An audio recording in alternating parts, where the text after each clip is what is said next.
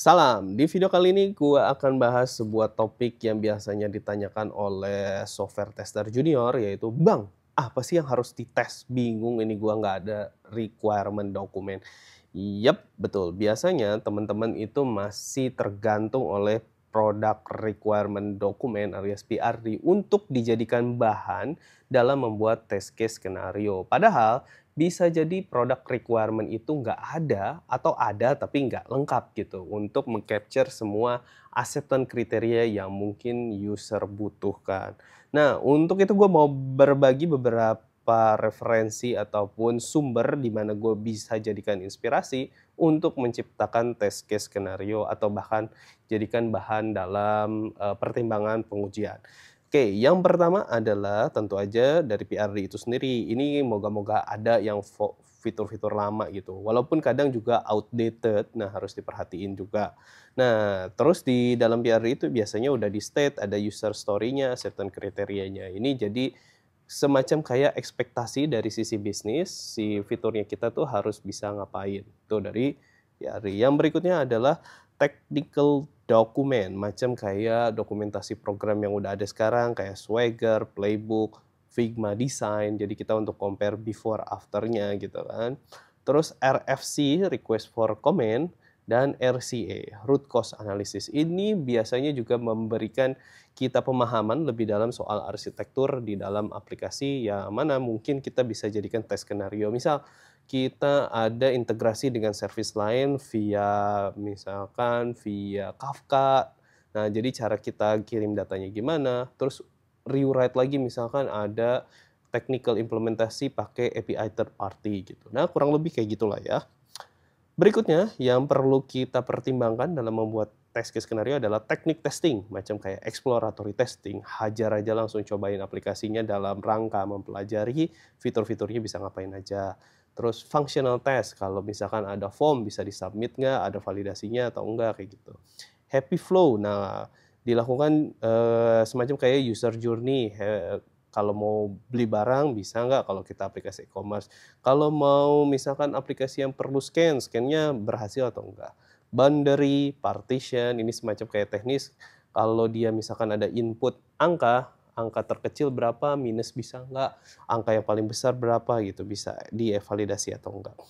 Berikutnya kita juga harus mempertimbangkan user persona. Kita harus tahu profile user yang pakai aplikasi kita tuh seperti apa, dia kenapa pakai aplikasi kita, kebutuhan dia tuh apa sih, terus demografis, maksudnya dia tinggalnya mayoritas di mana, apakah di perkotaan, pedesaan, internetnya cepat apa enggak, terus selera. Nah, ini juga penting kayak cewek dan cowok mungkin memiliki selera yang beda untuk validasi error.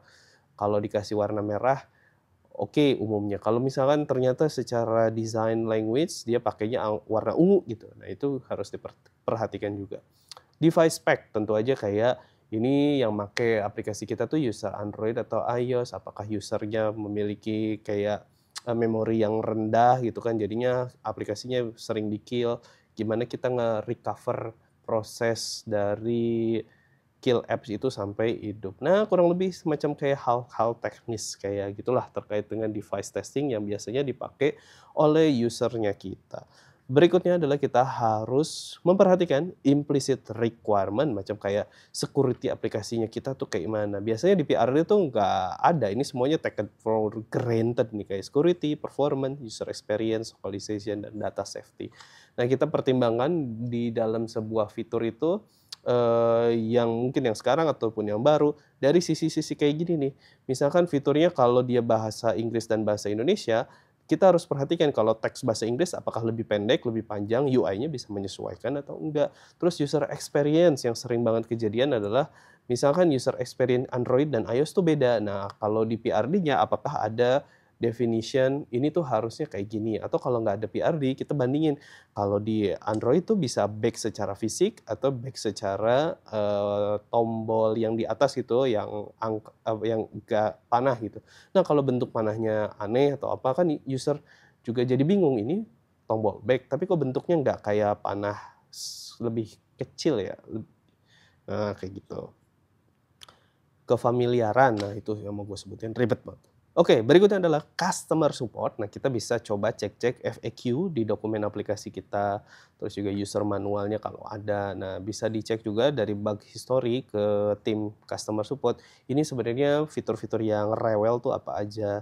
Jadi bisa tahu. Terus juga user sebenarnya fitur yang critical tuh yang biasanya user pengen selalu oke, pasti benar gitu. Nah, ini kita harus cek untuk pengujiannya lebih teliti lagi.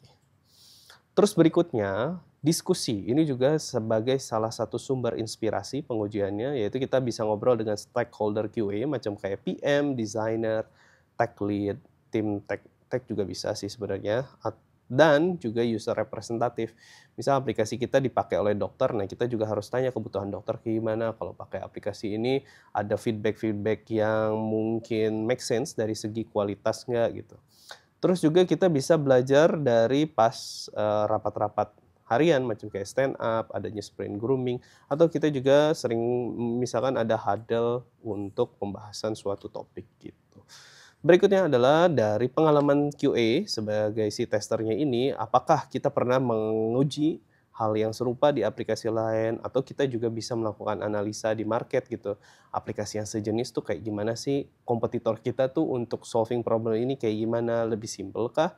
Atau bisa jadi kita dapat inspirasi gitu, oh ini kayaknya better, prosesnya giniin deh biar kayak aplikasi toko sebelah gitu ya.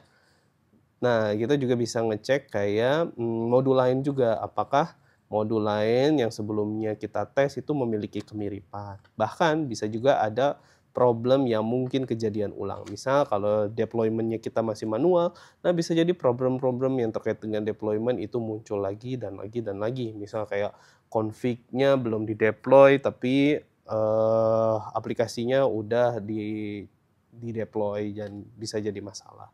Nah, itu yang bisa kita cek. Terus yang pasti yang terakhir adalah dari segi bisnis. Dari kita bisa menganalisa aplikasi kita tuh sebenarnya apa sih unique selling point-nya, terus problem yang di-solve aplikasi kita ke user tuh seperti apa? Apakah dengan perubahan fitur baru ataupun update-update yang ada masih bisa solving user problem. Terus juga dari klaim iklan. Nah, biasanya kalau dari segi marketing kita misalkan ada iklan kalau aplikasi kita itu bisa deliver dalam 15 menit. Nah, kalau misalkan proses dari beli sampai checkout aja udah makan waktu 10 menit karena ribet, karena ada integrasi data dan lain-lain, tentu saja klaim marketing jadi nggak valid. Nah, yang mana ini mengancam reputasi perusahaan. Itulah yang harus kita tes. Lumayan banyak ya, dan gue cukup berbusa nyeroceh terus dan ya itu aja sedikit singkat terkait dengan apa yang harus dites. Kalau ada pertanyaan silahkan komen di bawah ini dan gimana dengan model kayak gini apakah kalian suka untuk deskripsi sebuah topik gitu kan. Ini full ngomong, nggak ada diedit post productionnya. Kabarin aja buat yang suka ataupun nggak suka di kolom komentar. Terima kasih sudah menonton sampai akhir. Salam.